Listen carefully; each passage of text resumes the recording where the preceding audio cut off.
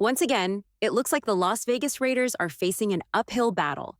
Not because of injuries, not because of a tough division, but because of the NFL's schedule itself.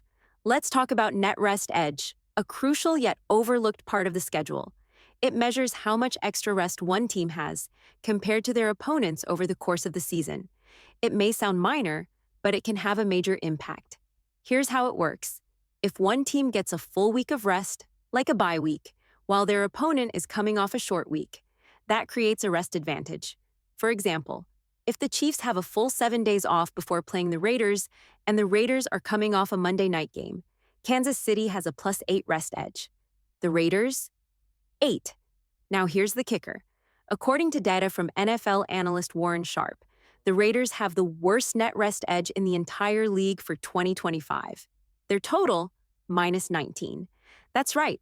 They'll be operating at a 19-day rest disadvantage over the course of the season. Even worse, Las Vegas is the only team in the NFL with just one game where they have a rest advantage and 6 games where they'll be at a rest disadvantage. Is this bad luck or something more? When other teams like Seattle and New England seem to be playing the long game with schedule manipulation, you start to wonder, are some teams just playing chess while others are stuck on defense? We're breaking down all the numbers and what it means for the Raiders in this video. Let's take a look at the net rest days for all 32 teams in the NFL for the 2025 season. This stat, popularized by NFL analyst Warren Sharp, is still relatively new, but it's quickly gaining attention because of the impact rest can have on performance, especially over a long season. And this year, the difference between teams is massive. At the top, the Detroit Lions lead the league with a +13 rest edge. The Miami Dolphins come in close behind at +11. These teams are getting more rest between games, a real advantage when you're dealing with the wear and tear of an NFL season. Why does this happen? Often it comes down to primetime scheduling. Teams that land more nationally televised games sometimes benefit from the longer breaks these matchups can create. And who usually gets those slots? The league's biggest names, think Kansas City, who unsurprisingly find themselves with a rest advantage again.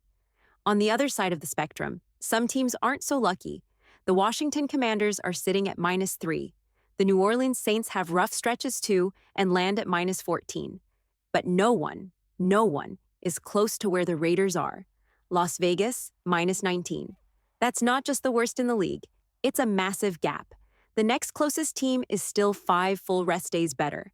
No team is at -8, -7, or even close. That kind of disadvantage raises real questions. Is this just random?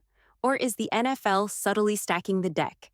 Raiders fans have been suspicious of this kind of treatment for years, going all the way back to the Al Davis era. And while opinions may vary, the numbers this year speak loud and clear. Next up, we'll take a detailed look at the Raiders' 2025 schedule and break down exactly where they lose ground on rest and how that might impact their season. You might laugh or cry when you see the only team the Raiders have a rest advantage over in 2025. Let's start at the top.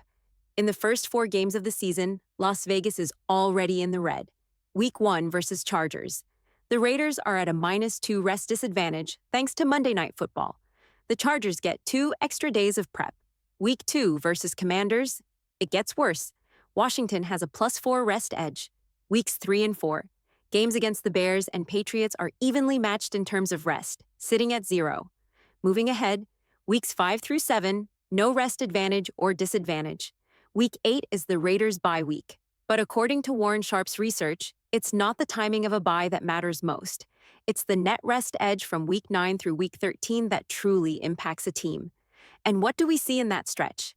Both Chargers matchups leave the Raiders at a rest disadvantage. Week 12 versus Cowboys. This one's sneaky. Even though the Raiders get extra time between a Thursday night game and a Monday night game, the Cowboys have a bye during that window. Result, Dallas gets 3 more rest days. Then there's week 14 to week 18, the final stretch of the season.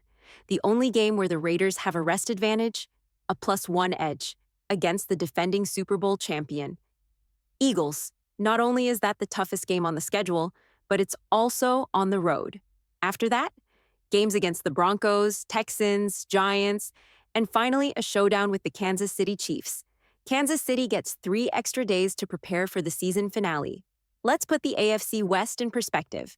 Chargers, +5 Chiefs, +2 Broncos, -4 Raiders, -19. No team in the division, or the league, is dealing with anything close to what Las Vegas is facing. Some will try to blame travel or geography, but in 2025, every team is flying coast to coast. This isn't about location. It's about how the league schedules rest and recovery. Up next, we'll take a final look at what this all means for the Raiders heading into the 2025 season. Let's zoom out and ask a bigger question. Does rest really matter when it comes to making the playoffs? Here's what the numbers say. In 2024, 8 of the 14 NFL playoff teams had a net rest edge of 0 or better. In 2023, it was the same. 8 of 14 had neutral or positive rest days. That means in both years, 6 teams made the playoffs despite having a rest disadvantage. So yes, it's possible to win even when the schedule works against you. But it's rare to see teams succeed with a deficit as large as the one the Raiders face in 2025. -19. A few teams have beaten the odds in recent years. The 49ers and Chiefs once made deep postseason runs while carrying significant negative rest margins. But those are franchises with well-established rosters and elite coaching staffs, not teams in transition. That brings us to the Raiders' leadership. While there's no way to know if the front office anticipated this brutal rest schedule, the moves made by General Manager John Spytek and head coach Pete Carroll this offseason suggest they're thinking long-term and strategically. They've been a step ahead in building a team that can handle adversity. Why does that matter? When you're facing a season with a massive rest disadvantage, depth becomes critical. Injuries are unpredictable, but staying healthy, having a strong medical staff, and maintaining a well-conditioned roster are non-negotiable. Last year, Las Vegas lacked depth, and it showed. Injuries exposed holes all over the roster, and the results on the field were clear. That's why this offseason was so important. Fans were hoping for big-name free agent signings. And while a few familiar faces like Nate Hobbs and Robert Spillane returned, the focus seems to be on building quality depth across the board. The Raiders may not have landed every headline-making name, but if they've improved their depth and conditioning, they might be better prepared for what lies ahead than many think. When you're facing the worst rest disadvantage in the league, there's no margin for error. And to their credit, the Raiders' front office seemed to understand that. This offseason, Las Vegas didn't just chase stars. They focused on adding quality depth through the NFL draft and free agency. And now, seeing the full schedule and the -19 rest day gap, that strategy makes even more sense. Because in the NFL, it's rarely just one big move that makes the difference. It's the little things, the attention to detail, the extra effort, the extra preparation that separate contenders from everyone else. Every team in the league is talented. Every team has athletes, but not every team prepares for the grind that comes with a disadvantage this large. And that's where leadership matters. Players like Max Crosby talk about doing the extra 1%. And from what we've seen so far, Pete Carroll and John Spytek have been doing that extra 1% behind the scenes all offseason long. If the Raiders are going to make a run in 2025, they'll need more than just talent. They'll need toughness, depth, and a team built to outlast the league's toughest schedule.